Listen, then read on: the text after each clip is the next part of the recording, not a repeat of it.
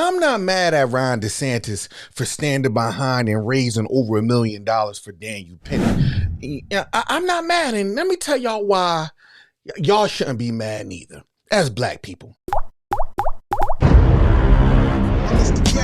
Gutta and Saved, check. Spiritually, I'm Christ-like. Lyrically, feel like money made on fight night. Me and Meek out slaying through a whole fright night. Like my dad, I need stone pads when I write. Yeah, it's not about how much Bible chapter and verse you know. It's about how much Bible you willing to obey. Right, wrong, or indifferent. Politics aside, too, white supremacy will trump all that stuff. They stand on code, regardless of if the person is right, wrong, or indifferent. Those people always stand on code. I'm telling you, I've been telling you all this. We've seen it happen time and time again. With the cop that killed Tamir Rice, the 13-year-old boy that was playing in the park with the toy gun, and the cop just jumped out blazing. We all seen that clip. They deemed him as a hero. We seen the whole situation with George Zimmerman when he killed Trayvon Martin and followed after Trayvon Martin after the dispatcher told him to stop. The cops was on the way. They deemed George Zimmerman as a hero when the cop had his knee on George Floyd's neck, regardless of his drug past and his past ailments. George Floyd, that cop had his knee on George Floyd's neck for 9 minutes, which ultimately led to his death, and they deemed that cop as a hero. In essence, what I'm saying is these people stay on code and they ain't breaking it for nothing. They're not going to break it for us.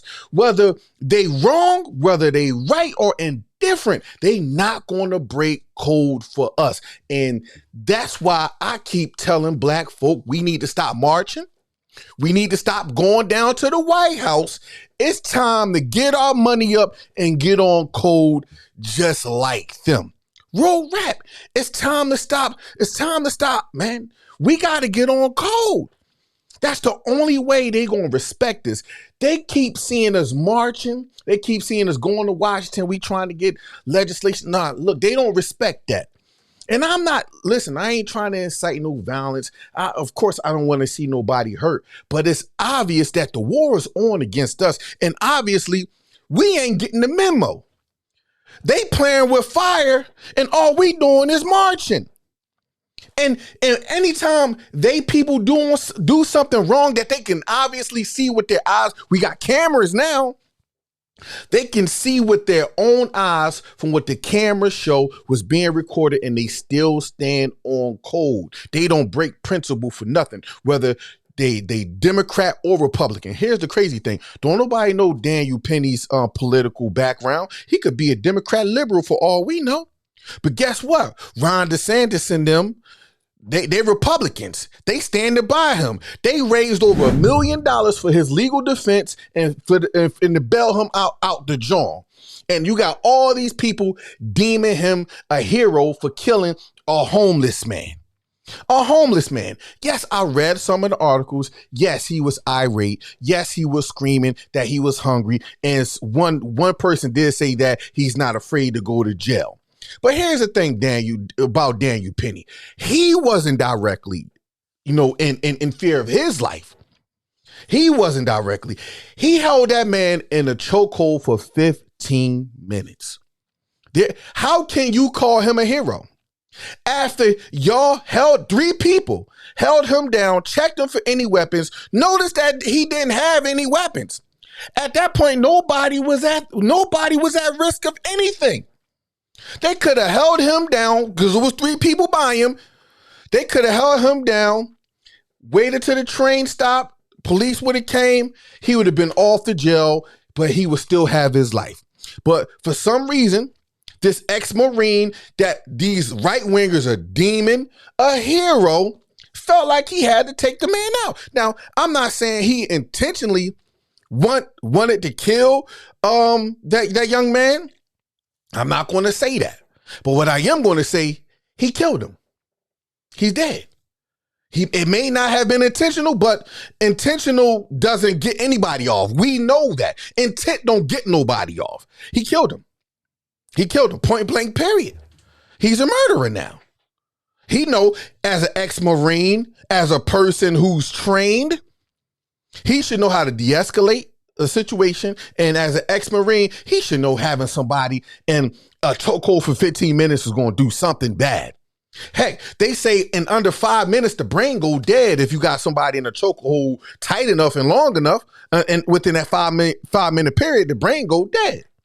So the fact that he held this man for 15 minutes, I'm not going to say he did it on purpose, but what I am going to say, he knew what he was doing. That's all I'm going to say. But here's that's not why I'm here though. But why I'm really here is these people on code.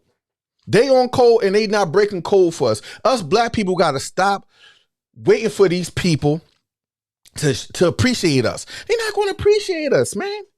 That day is not coming. It's not coming. Trying to get them to respect us and love us through legislation by going down and marching down at Washington and going down there and trying to, it's not going to, that is not going to work.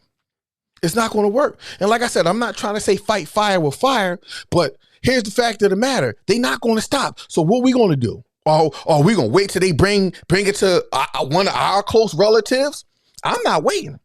Like I told a pastor that I was talking to, hey, listen, we ain't calling for Black Lives Matter. We ain't calling for you civil rights leaders. Listen, you touch one of mine, hey, that's all I'm saying, man. Because all I'm saying is, look, at some point, we got to get the memo that they are fighting with fire. And we need to figure out what we gonna do because, well, I ain't gonna say we because listen, me and mines, we holding ours down. The black community need to wake up. We need to get our money right and we need to get on code far as economics, getting our people in power the right way and moving on, man. But yeah, man, we should not grind DeSantis. We should see what they doing and be like, okay, that's how they on code. We need to get on code. Hey, you can't knock the hustler. You can't knock what they doing, man. But man, yeah, I appreciate y'all for rocking out with me, man. Get down in the comments, man. Let me know what y'all think about this. And listen, this is no shade to listen. You can't expect your enemy to play fair. That's all I'm gonna say. You can't expect your enemy to play fair when it's in concerning you. Real rap. You can't expect them to play fair, and they're not gonna play fair. You know what I mean? But yeah, man, y'all get down in the comment, man. Let's chop this up.